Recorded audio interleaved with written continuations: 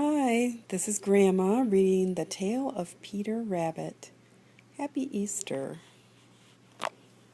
This is a well-loved book, as you can see.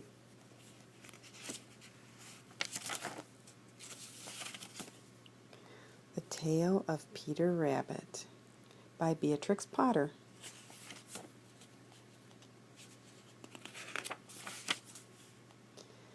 Once upon a time, there were 4 little rabbits, and their names were Flopsy, Mopsy, Cottontail, and Peter. They lived with their mother in a sandbank underneath the root of a very big fir tree.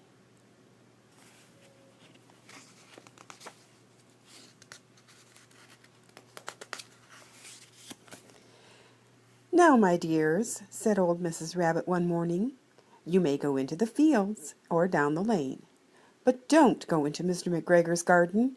Your father had an accident there. He was put in a pie by Mrs. McGregor. Now run along and don't get into mischief. I am going out."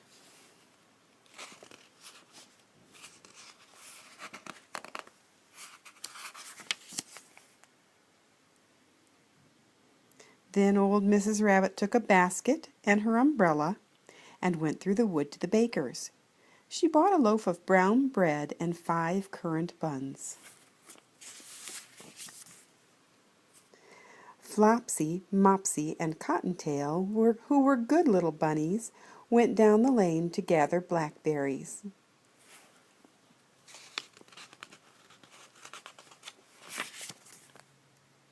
But Peter, who was very naughty, ran straight away to Mr. McGregor's garden and squeezed under the gate. First, he ate some lettuces and some French beans, and then he ate some radishes. And then, feeling rather sick, he went to look for some parsley. Oh, his face is a little bit green, isn't it? But round the end of a cucumber frame, whom should he meet but Mr. McGregor?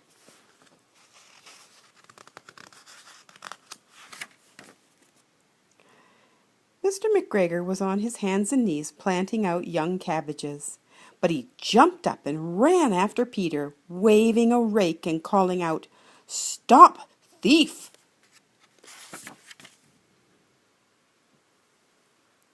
Peter was most dreadfully frightened. He rushed all over the garden, for he had forgotten the way back to the gate. He lost one of his shoes among the cabbages, and the other shoe amongst the potatoes.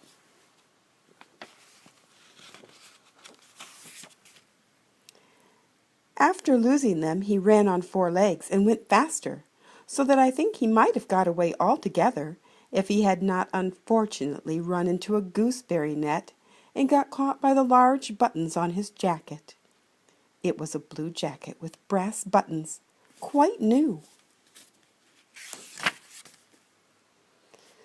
Peter gave himself up for lost and shed big tears, but his sobs were overheard by some friendly sparrows, who flew to him in great excitement and implored him to exert himself.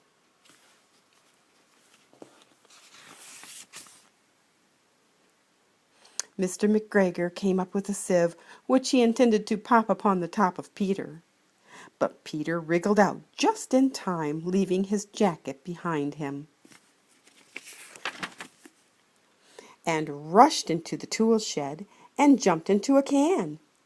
It would have been a beautiful thing to hide in if it had not had so much water in it.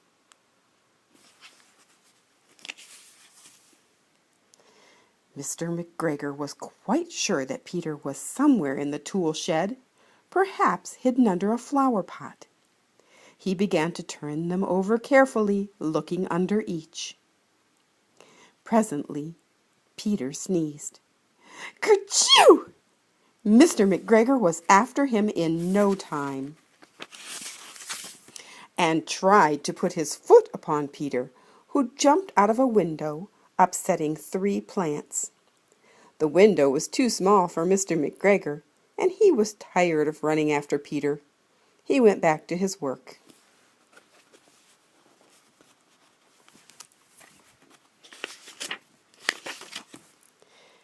Peter sat down to rest. He was out of breath and trembling with fright, and he had not the least idea which way to go. Also, he was very damp with sitting in that can.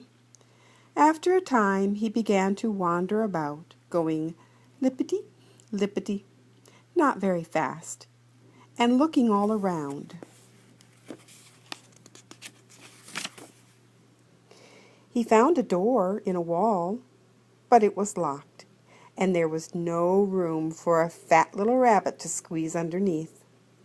An old mouse was running in and out over the stone doorstep, carrying peas and beans to her family in the wood.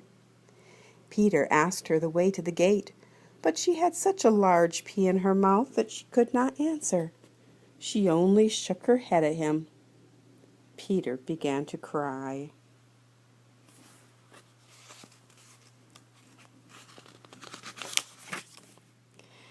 Then he tried to find his way straight across the garden, but he became more and more puzzled. Presently he came to a pond where Mr. McGregor filled his water cans. A white cat was staring at some goldfish. She sat very, very still, but now and then the tip of her tail twitched as if it were alive. Peter thought it best to go away without speaking to her. He had heard about cats from his cousin, little Benjamin Bunny.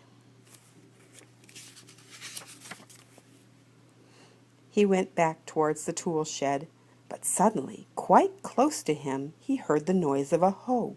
Scritch, scratch, scratch, scritch. Peter scuttered underneath the bushes. But presently, as nothing happened, he came out and climbed upon a wheelbarrow and peeped over. The first thing he saw was Mr. McGregor hoeing onions.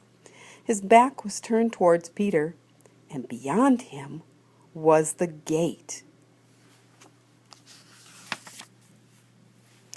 Peter got down very quietly off the wheelbarrow and started running as fast as he could go along a straight walk behind some black currant bushes. Mr. McGregor caught sight of him at the corner, but Peter did not care. He slipped underneath the gate and was safe at last in the wood outside the garden.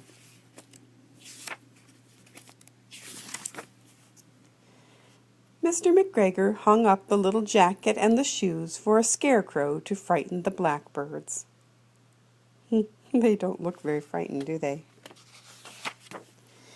Peter never stopped running or looked behind him till he got home to the big fir tree. He was so tired that he flopped down upon the nice soft sand on the floor of the rabbit hole and shut his eyes. His mother was busy cooking. She wondered what he had done with his clothes. It was the second little jacket and pair of shoes that Peter had lost in a fortnight.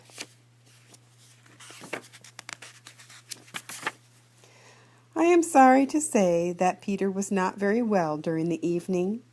His mother put him to bed and made some chamomile tea, and she gave a dose of it to Peter.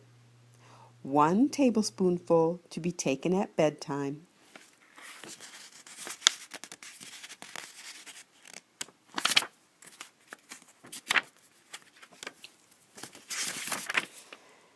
But Flopsy, Mopsy, and Cottontail had bread and milk and blackberries for supper. That's the end.